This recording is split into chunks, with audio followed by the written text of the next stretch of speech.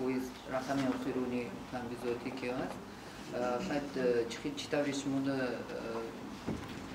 فکرم در هر یک نشست محدودی همین سوال میشد و این در حقیقت این سوال خیلی مهم است. در اساس استانداردهای بین المللی یعنی که استانداردهایی که بانک عمومی جهانی مقرر کردیم برنامه تحقیقات 3000 خانواده گذرانیده می شود. تحقیقات 3000 بودجت خانواده دویمی هست این تحقیقات.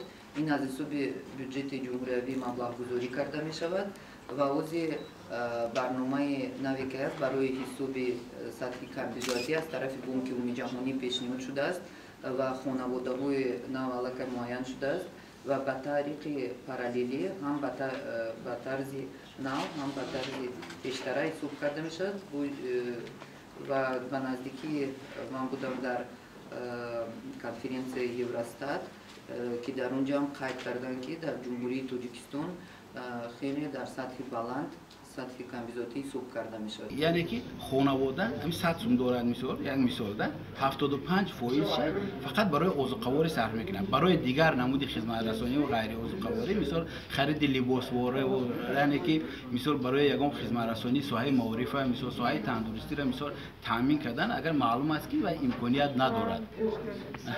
یعنی که فقط یعنی که همون مبلغ میوبه که در شکمش استفاده میبرد. بعد گروه بندی کرده می شود. اساساً اول معیاری یعنی که استعمالات از روی تامینات فیزیولوژی نگاه میکنیم. یعنی که خانواده همین قدر مواد عضوقواری خرید کرده است مثلا همون را در سر اهالی مثلا حساب کرده می شود و از روی مثلا سوت چینی نرم مثلا در از روی توصیه تشکیلات عمومی جهانی تندرستی یعنی که 2100 کیلوکالری باید که انسان حد اقل باید که در یک روز استعمال کند. مثلا اگر که از همین معیار برای تاجیکستان 2250 کیلوکالری معین شدگی اگر که ما حساب کنیم که همون موادهای عضوقواری که مثلا خانواده استعمال کنند به سر هر اعضای اولیه 2250 کیلوکالری کم می شود و حرکت در سطح کمبیزاتی می افتد.